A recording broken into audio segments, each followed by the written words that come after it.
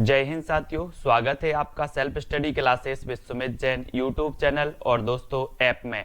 दोस्तों बहुत सारे स्टूडेंट को ऐप डाउनलोड नहीं करते बन रहा है या फिर कर भी लिया है तो कोर्स भी नहीं देख पा रहे हैं। तो मैं आज उनको बता दूं कि ये जो सेल्फ स्टडी क्लासेस इस प्रकार से जब आप प्ले स्टोर से करते हैं तो ये आपका वेल जो है आइकन उसमें लगा हुआ है ना। तो इस प्रकार से सेल्फ स्टडी क्लासेस आपको सर्च करना है और ऐसे आइकन में आपको ऐप मिलने वाला है। ठीक है, तो दोस्तों हम देखें कि प्ले स्टोर में आपको इस प्रकार से दिखेगा ये सेल्फ स्टडी क्लासेस। ठीक है, ये प्ले स्टोर में आपको सेल्फ स्टडी क्लासेस का ऐप दिखने वाला है। ठीक है, ये इमेज उसमें डली है, ये आइकन, ये लोगो उसमें डला है। ठीक है, अब दोस्तों इसको इंस्टॉल करना है, यहां से आप इंस्टॉल करेंगे। ठीक है, अब इंस्टॉल करेंगे तो वहां पर आपको नंबर मांगेगा, जीमेल नंबर मांगेगा, तो आपको ओटीपी आएगा, तो आप रजिस्टर करके आगे बढ़ेंगे। ठीक, और हिंदी साहित्य में आज हम महत्वपूर्ण प्रश्नों पर चर्चा करने वाले हैं। ठीक है, तो सभी लोग वीडियो को लाइक कर दें और वीडियो को शेयर भी करना है। मोस्ट इंपॉर्टेंट प्रश्नों पर चर्चा करेंगे, बहुत ही बढ़िया ये प्रश्न होंगे। ठीक है, चलिए तो स्टार्ट करेंगे। आज हिंदी साहित्य में सभी लोगों को फटाफट उत्तर बताना है और जो भी साथी अभी तक चैनल को सब्सक्राइब नहीं कर पाए हैं वो सब्सक्राइब कर लें। ठीक है, और दोस्तों जो अपना YouTube चैनल है इसको क्या मिल गया है, अब ज्वाइन बटन भी अपन को प्राप्त हो गया है। ठीक है, तो जो भी ज्वाइन करना चाहते हैं वो ज्वाइन कर सकते हैं, चैनल को सपोर्ट कर सकते हैं। ठीक है, हिंदी साहित्य YouTube चैनल आपको सब्सक्राइब करके बेल आइकन को जरूर दबाना है। ठीक है, तो स्टार्ट करेंगे आज का ये वीडियो। आज का जो आपका पहला प्रश्न है दोस्तों कि भारतीय आर्य भाषाओं के विकास के कितने चरण हैं। चरण बताना है, कितने चरण हैं, 2 चरण हैं, 3 चरण हैं, 4 चरण हैं या फिर 5 चरण हैं, ये चरण आपको बताना है। तब आपका राइट आंसर क्या हो जाएगा, भारतीय आर्य भाषाओं के विकास के कितने चरण हैं। अगर आपसे बन रहा है तो उत्तर जरूर बताएं और उत्तर आपका होगा दोस्तों कितने चरण हैं। भारतीय आर्य भाषाओं के जो चरण हैं वो है 3 चरण। कितने हैं, 3, यानी कि आपका बिल्कुल सही आंसर हो जाएगा बी नंबर। बी नंबर जिन्होंने बताया उनका आंसर बिल्कुल सही है। अगला क्वेश्चन देख लो, किस विद्वान ने प्राकृत को मीठी तथा संस्कृत को कठोर कहा है। ये बहुत ही बढ़िया प्रश्न है, कई बार पूछा गया है। किस विद्वान ने प्राकृत को मीठी और संस्कृत को कठोर कहा है, जबकि है ना, तो ये जो संस्कृत को कठोर कहा है, ये संस्कृत को कठोर किसने कहा है, राजशेखर ने कहा है, भरत मुनि ने कहा है, वामन ने कहा है या फिर स्वयंभू ने कहा है। तो किसने कहा है, तो अधिकांश लोगों ने प्रश्न क्रमांक 2 का जो उत्तर बता दिया है कि राजशेखर, है ना, राजशेखर साहब हैं, इन्होंने क्या कहा कि प्राकृत को मीठी है और संस्कृत को कठोर है। अब एक चीज बताना दोस्तों, जिसका राज चल रहा है, जिसका राज चल रहा है वो किसी को कुछ भी बता सकता है, बोले हमें तो प्राकृत मीठी लगती है और संस्कृत कठोर कहता है, क्योंकि राज चल रहा है इनका। तो राजशेखर, ठीक है, राजशेखर आपका बिल्कुल सही होगा। अपभ्रंश में राम काव्य के प्रथम कवि कौन है, अपभ्रंश में राम काव्य के प्रथम कवि बताना है कौन है, ये चीज बतानी है। 4 विकल्प आपके सामने हैं, 4 में से आपको चयन करना है दोस्तों। और मैं आपको बता दूं कि जो यहाँ पर एक विकल्प देवसेन दिया है, ये देवसेन साहब की रचना है कौन सी, श्राप का 4, है ना, श्राप का 4 है। इसका रचना काल क्या है, 933 ईस्वी है। हिंदी का प्रथम ग्रंथ है, हिंदी की प्रथम रचना है श्राप का 4। ठीक है, देवसेन की है। पुष्पदंत को अभिमान मेरु कहा जाता है, आप सभी को पता है पुष्पदंत को क्या कहा जाता है, अभिमान मेरु। इनका एक ग्रंथ है दोस्तों महापुराण, इनका एक ग्रंथ कौन सा है, महापुराण है, जिसमें 63 सलाका पुरुषों की चर्चा की गई है महापुराण में। ठीक है, और रामसिंह की एक रचना है दोस्तों पाहुड़ दोहा, कौन सी है, पाहुड़ दोहा। हमने याद की थी कि राम कहाँ गए थे, पहाड़ गए थे, बन गए थे, तो ये पाहुड़ दोहा किसकी होगी, रामसिंह की होगी। लेकिन राम काव्य के जो प्रथम कवि माने जाते हैं वो कौन माने जाते हैं, स्वयंभू माने जाते हैं। ठीक है, तो आपका उत्तर क्या हो जाएगा, विकल्प नंबर 1, है ना। और मैंने आपको कई बार बताया है कि जो स्वयंभू है दोस्तों, इन स्वयंभू को राम कुमार वर्मा ने हिंदी का प्रथम कवि माना है। ठीक है, ये चीज भी आपको पता होनी चाहिए, राम कुमार वर्मा ने। और राउलबेल इनकी रचना है, राउलबेल रचना है स्वयंभू की। राउलबेल तो रोड़ा कवि की। राउल बेल तो रोड़ा कवि की है। इनकी है कौन सी है राम काव्य पर आधारित? स्वयंभू की आपको बताना है। राउल बेल तो रोड़ा कवि की है। स्वयंभू की राम काव्य पर आधारित जो रचना है वो आपको ही बताना है ना। मुझे क्या नहीं हो रहा है, याद नहीं आ रहा है वो। अगला बताना, हिंदी में हिंदी साहित्य का इतिहास सबसे पहले किसने लिखा? हिंदी में हिंदी साहित्य का इतिहास बताना है। जल्दी बताओ। हिंदी में हिंदी साहित्य। अब यहाँ पर कंफ्यूज नहीं होना, बहुत सारे लोग कंफ्यूज होकर गलत क्वेश्चन कर देते हैं। क्या करते हैं? हिंदी में हिंदी साहित्य आप बोल देते हो कि हिंदी साहित्य का सबसे पहले इतिहास किसने लिखा, तो आप लगा देते हो गारसादा तासी। लेकिन बात यहाँ पर होती है दोस्तों, हिंदी में हिंदी साहित्य का, हिंदी भाषा में हिंदी साहित्य का इतिहास सबसे पहले लिखा है शिवसेन सेंगर ने। गारसादा तासी ये फ्रेंच विद्वान थे, तो इन्होंने फ्रेंच भाषा में लिखा है। हाँ, पयुमचर्यू, वेरी गुड प्रदीप जी। पयुमचर्यू रचना है इनकी राम काव्य पर आधारित स्वयंभू जी की, वेरी गुड पयुमचर्यू, ठीक है। और हिंदी साहित्य का इतिहास सबसे पहले हिंदी में लिखा शिवसेन सेंगर ने। सबसे पहले हिंदी साहित्य का इतिहास लिखा गारसादा तासी ने। सबसे पहले हिंदी साहित्य में काल विभाजन का प्रयोग किया गया, तो the modern vernacular literature of Hindustan, जो कि ग्रियर्सन की कृति है।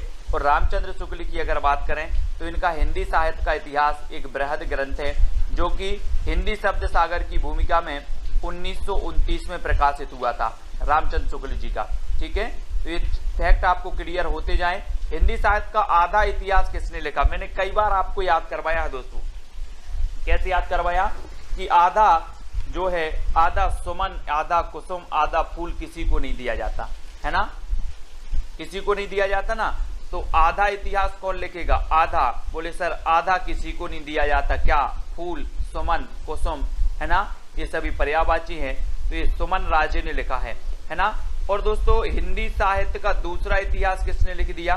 बच्चन सिंह ने लिख दिया। मैंने आपको याद करवाया था, बोले हिंदी साहित्य का दूसरा इतिहास लिखो, तो बोले दूसरा इतिहास कैसे लिखें? ये बच्चन का काम थोड़ी है, ये बच्चन का काम नहीं है, बच्चों का काम नहीं है दूसरा इतिहास लिखना। और रामचंद्र शुक्ल का तो पता ही है, राम कुमार वर्मा ने हिंदी साहित्य का आलोचनात्मक इतिहास लिखा, ठीक है। और सुमन राजे ने हिंदी साहित्य का आधा इतिहास लिखा। तो ये चीज भी आपको क्लियर हो गई। अगला आपको बताना है दोस्तों, रीतिकाल को अंधकार काल किसने कह दिया? अंधकार काल मिश्र बंधुओं ने क्या कहा है? त्रिलोचन ने क्या कहा है? मिश्र बंधुओं ने आपको पता है इन्होंने क्या कह दिया? अलंकृत काल, है ना। क्या कह दिया? मिश्र बंधुओं ने क्या कह दिया? त्रिलोचन ने तो आपको बताना है दोस्तों, अंधकार काल जो कहा है वो किसने कहा है?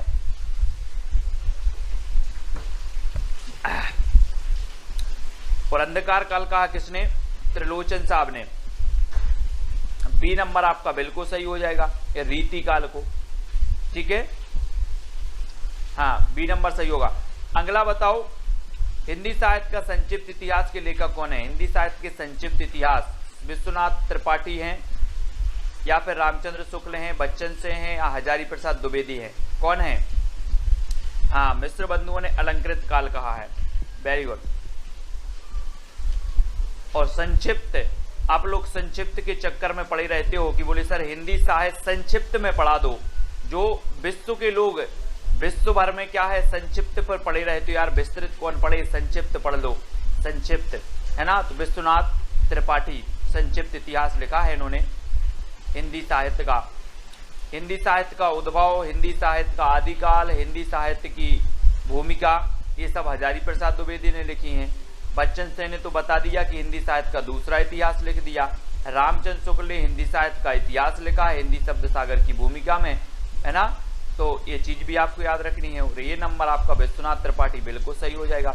हिंदी की पहली कहानी लेखिका का नाम क्या है दोस्तों? हिंदी की पहली कहानी लेखिका का नाम बताना है। बंग महिला हैं, चित्रा मुदगल हैं, जानकी देवी बजाज हैं, या फिर कौशल्या बैसंत्री हैं। हमने एक रचना, एक आपकी आत्मकथा याद करवाई थी, दोहरा अभिशाप। दोहरा अभिशाप किसको मिला? कौशल्या को मिला दोहरा अभिशाप, कौशल्या बैसंत्री, है ना। और जानकी देवी बजाज ने क्या की? अपनी गाड़ी, अपनी जीवन यात्रा, है ना, मेरी जीवन यात्रा जो है बजाज गाड़ी से स्टार्ट की थी जानकी देवी बजाज ने। और पहली कहानी लेखिका मानी जाती है बंग महिला। भंग महिला यानी कि राजा वाला घोष, है ना, ये नंबर आपका बिल्कुल सही हो जाएगा। इनका उपनाम है भंग महिला, तो ये नंबर बिल्कुल सही है। अगला बताना है प्रेमचंद के किस उपन्यास का पात्र सूरदास है। प्रेमचंद का उस उपन्यास का पात्र बताना, ये क्वेश्चन पूछा भी गया है। प्रश्न क्रमांक 9 रंगभूमि का है, निर्मला का है, कर्मभूमि का है या फिर सेवा सदन का है। किसका पात्र है सूरदास। और सूरदास की जब भी बात आती है तो हम सूरदास जी के बारे में पढ़ते हैं दोस्तों कि सूरदास जी वात्सल्य के चतेरे कवि कहा जाते हैं। सूर सागर, सूर सारावली, सूर साहित्य लहरी, है ना, इनकी रचनाएं हैं। सूरदास के गुरु का नाम था वल्लभाचार्य और वल्लभाचार्य के शिष्यों में अष्टछाप में सबसे श्रेष्ठ माने जाते हैं तो सूरदास माने जाते हैं, है ना। और इनके जो सूरदास जी हैं वो रंगभूमि के पात्र हैं सूरदास जी, ठीक है। सूरदास हैं रंगभूमि उपन्यास के पात्र हैं। रंगभूमि, निर्मला, कर्मभूमि, सेवा सदन, है ना, ये सभी जो हैं वो किसके हैं दोस्तों, ये सभी प्रेमचंद जी के हैं। और एक उपन्यास आपको हमेशा याद रहता है कि अधूरा रह गया मंगलसूत्र, प्रेमचंद जी का मंगलसूत्र अधूरा रह गया, ठीक है। बहुत सारे लोगों के रह जाते हैं दोस्तों मंगलसूत्र अधूरे, जो प्रेम करते हैं, है ना। ऐसे ही प्रेमचंद जी का भी मंगलसूत्र अधूरा रह गया। कौन सी रचना अवधि में नहीं है, कौन सी रचना अवधि में नहीं है। रामचरितमानस नहीं है ना। और बैराग संदीपनी, विनय पत्रिका या फिर पद्मावती, जसवंत जी, हाँ, बाल विकास की कक्षा अभी बंद हो गई है ना। कौन सी रचना अवधि में नहीं है, अवधि में नहीं है बतानी है। तो अवधि में कौन सी नहीं है दोस्तों, अवधि भाषा में। हमने आपको अवधि भाषा में जितनी रचनाएं हैं वो आपको बताई थी कि जहां पर राम आए वो अवधि भाषा में है ना। और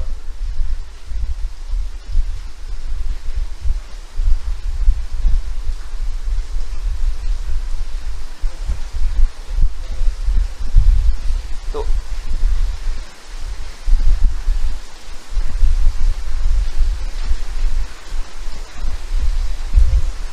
दोस्तों यहाँ पर जो गड़बड़ हो गया है कुछ, है ना।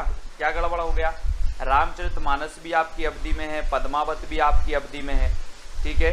लेकिन आपकी जो विनय पत्रिका और बैराग संदीपनी जो है ना, ये जो सी नंबर है और जो बी नंबर है ये तो ब्रज भाषा में है ना। तो विनय पत्रिका यहाँ पर हालांकि उत्तर दिया है सी नंबर विनय पत्रिका, ठीक है। तो विनय पत्रिका ब्रज में है, विनय,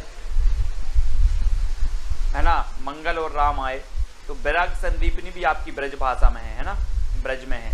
तो बी और सी ये दोनों ही आपके सही होंगे। ये अवधि में नहीं है, पद्मावत अवधि में है, रामचरितमानस भी अवधि में है, ठीक है। अगला बताना है आपको सिद्धों ने किस भाषा शैली में रचनाएं की हैं। सिद्धों में संधा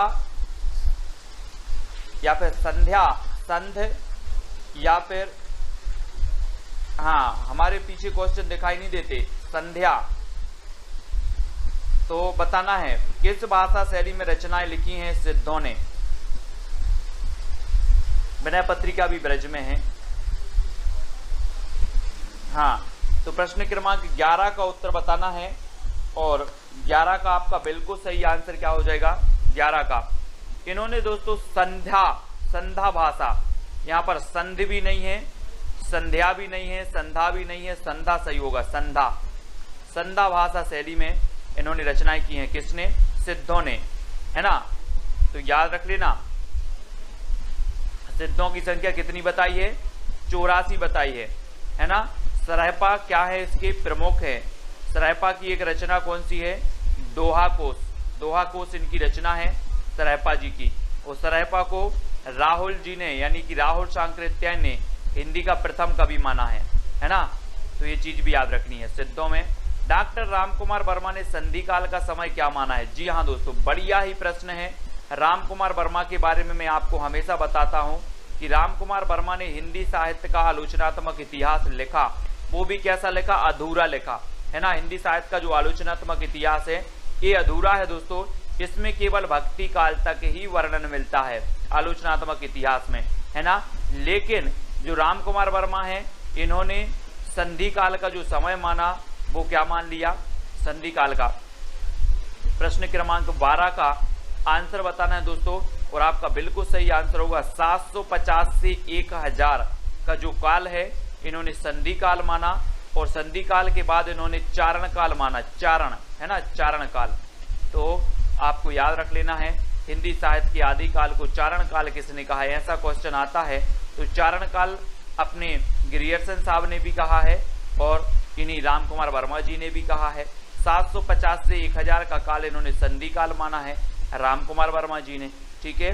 तो ये नंबर आपका बिल्कुल सही हो जाएगा, ठीक है।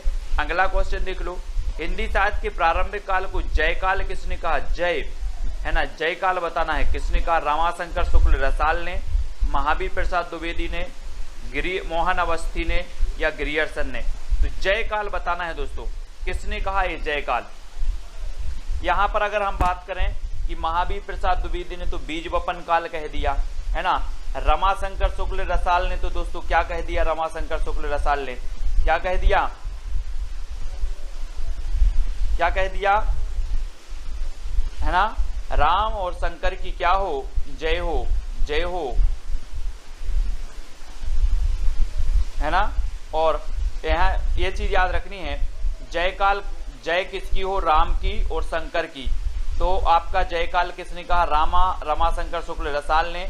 मोहन अवस्थी, और अवस्थी से अवस्था हो जाएगा दोस्तों, अवस्थी से अवस्था।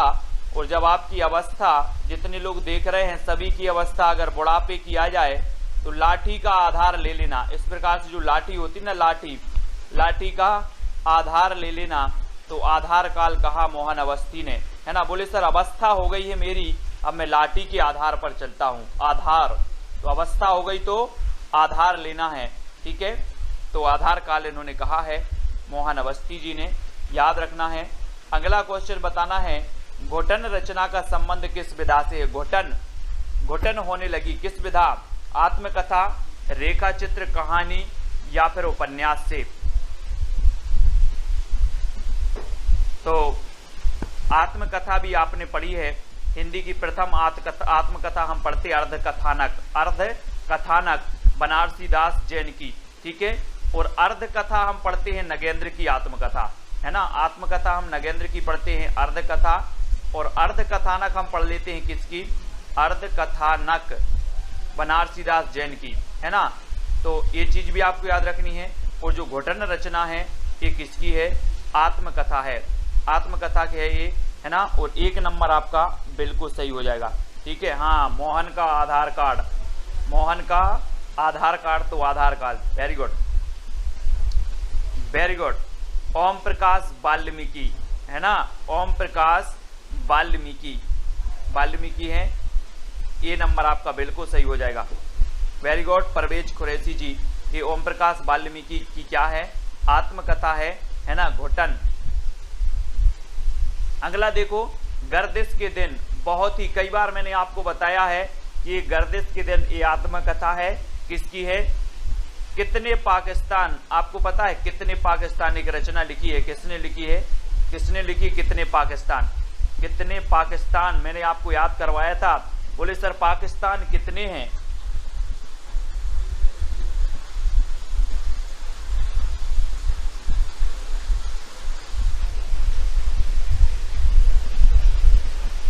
जल्दी बताना है आपको।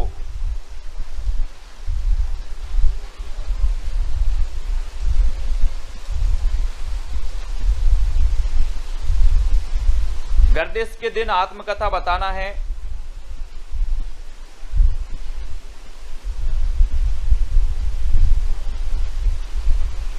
दोस्तों ये जो घोटन है, ये घोटन, वेरी गुड, अपने कुरैशी जी ने बहुत बढ़िया यहाँ पर सही बताया है कि जो घोटन है, ये घोटन जो रचना है, घोटन ये है दोस्तों आपके कौन की,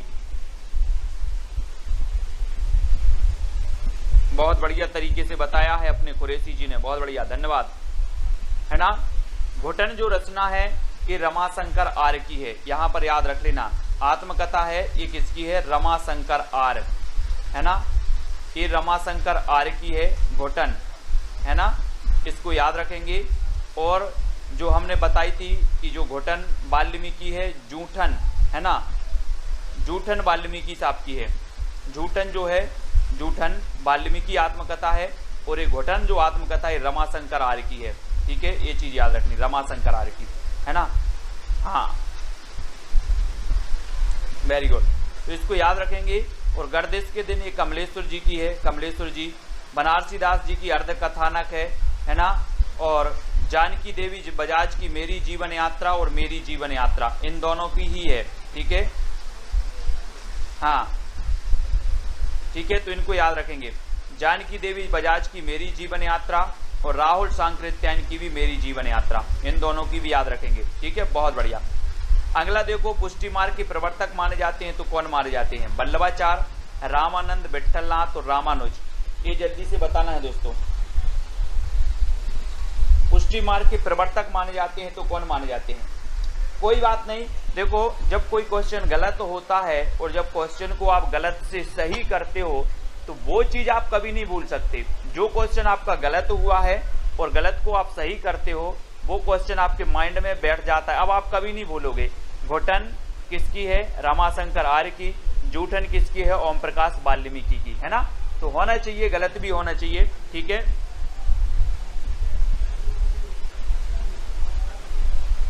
ठीक है, तो ये चीज भी आपको याद रखनी है।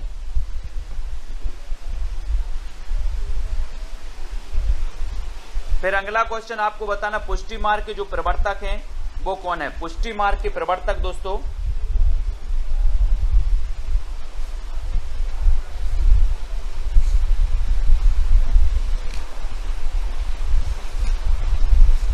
पुष्टि मार्ग के सभी लोग प्रवर्तक बताएंगे, सभी लोगों को पता है।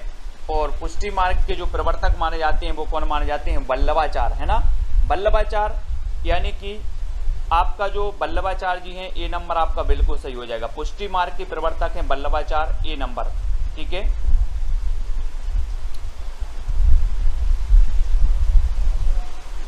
है ना। अष्टछाप की स्थापना की थी 1565 में। नेक्स्ट बताना, हिंदी के किस साहित्यकार को सर्वप्रथम ज्ञानपीठ पुरस्कार मिला है? मैंने ज्ञानपीठ पुरस्कार से संबंधित जो रचनाएं हैं वो सारी करवाई हैं, ज्ञानपीठ पुरस्कार से संबंधित, है ना।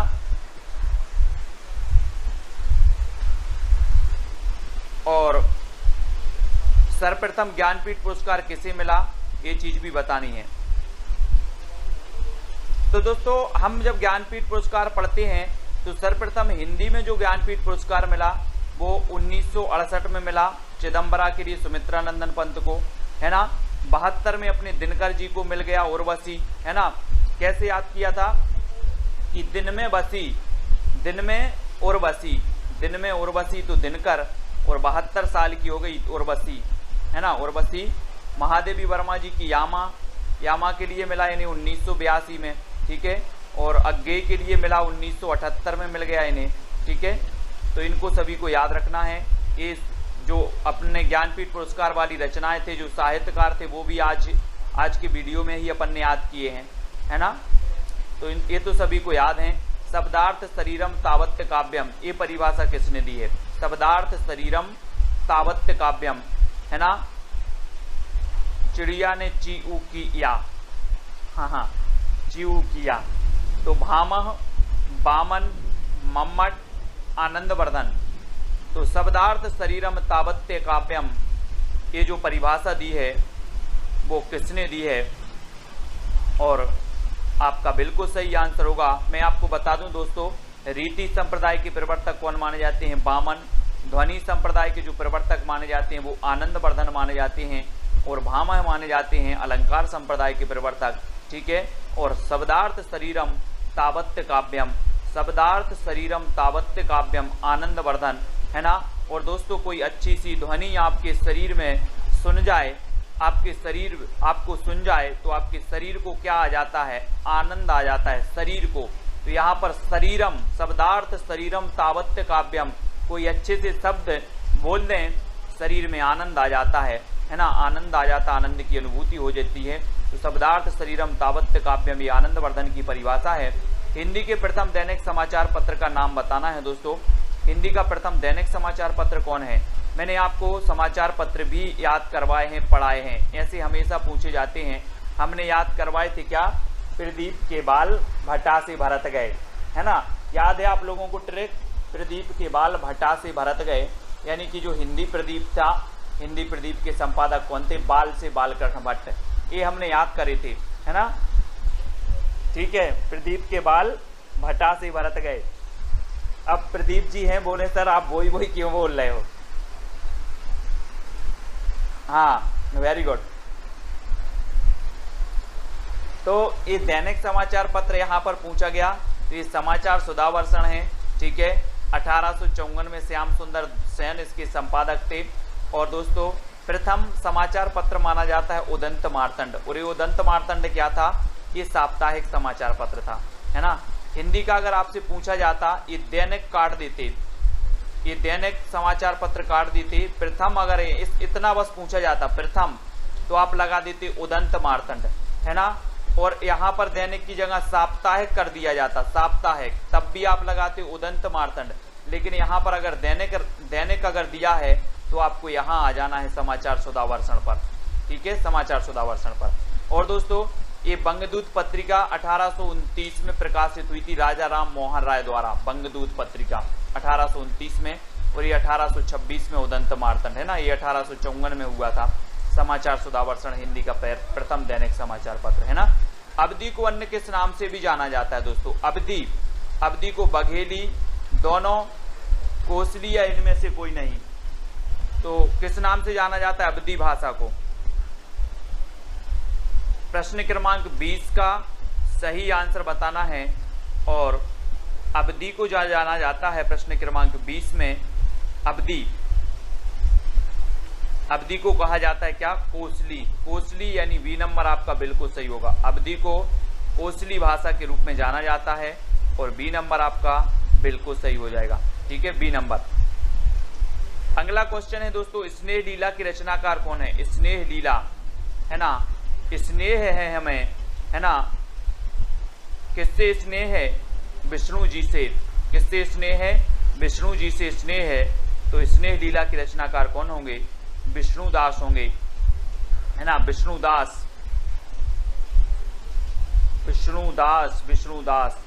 तो विष्णुदास यानी सी नंबर स्नेह लीला के रचनाकार विष्णुदास जी हो जाएंगे। आदिकालीन साहित्य का प्रमुख रस कौन सा था। 22 शांत था, श्रृंगार था, वीर था या फिर हास्य था।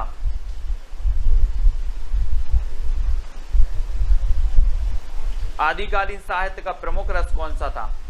दोस्तों आपने पता है कि रामचंद्र शुक्ल ने 12 रचनाओं के आधार पर इस आदिकाल का नाम रख दिया वीर गाथा काल, है ना, वीर गाथा काल रख दिया। 12 रचनाओं को प्रामाणिकता का आधार माना, और वीर रस का जो इसमें प्रधान था, और आश्रय कवि हुआ करते थे, मतलब जो है विभिन्न प्रकार के जो आश्रित राजाओं के आश्रित थे, उनकी यशोगान का वर्णन करते थे। तो पूर्ण रूप से इन ग्रंथों को प्रमाणिक नहीं माना गया। ठीक है, अगला आपको बताना है निम्न में से कौन सा मनोविश्लेषणवादी कवि माना जाता है। मनोविश्लेषणवादी, ये क्वेश्चन कई बार पूछा गया है दोस्तों। मनोविश्लेषणवादी, यहाँ आप लोग कंफ्यूज होते हो। देखो मनोविश्लेषणवादी कवि माने जाते हैं कौन कौन, जैनेन्द्र कुमार माने जाते हैं, ईलाचंद्र जोशी माने जाते हैं, अज्ञेय माने जाते हैं, ये तीनों ही माने जाते हैं दोस्तों। और एक और माने जाते हैं, अगर किसी को पता हो तो बता देना, कमेंट में बता देना, है ना। एक और माने जाते हैं, कौन माने जाते हैं, मनोविश्लेषणवादी। ये क्वेश्चन कई बार पूछे गए। अज्ञेय, जैनेन्द्र और ईलाचंद्र जोशी, ये मनोविश्लेषणवादी कवि हैं। यानी आपका उत्तर क्या हो जाएगा, डी नंबर हो जाएगा। ये क्वेश्चन बनता ही है। ठीक है,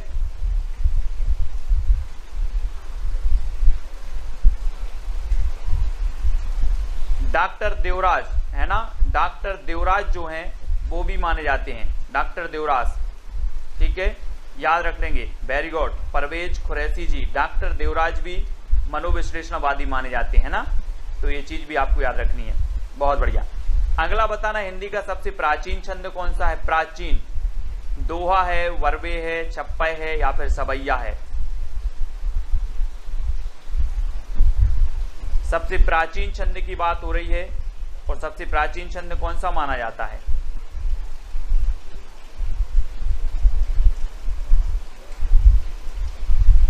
तब आपका बिल्कुल सही आंसर होगा दोस्तों कि छंद माना जाता है प्राचीन दोहा, दोहा माना जाता है, यानी कि ये नंबर आपका दोहा बिल्कुल सही हो जाएगा। ठीक है, दोहा प्राचीन छंद है और दोहा में आप पढ़ते हैं ना 13-11।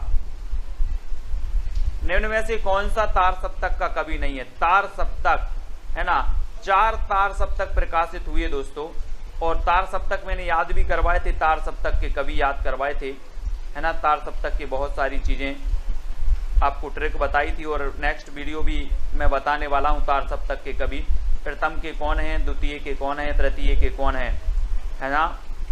नेमी मुक्त भारत की प्रभा गिरी राम की आज्ञा से, कोड है एक तार सप्तक का, नेमी मुक्त भारत की प्रभा गिरी राम की आज्ञा से।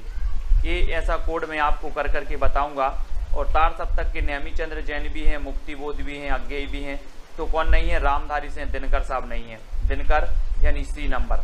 ठीक है, दिनकर साहब नहीं है।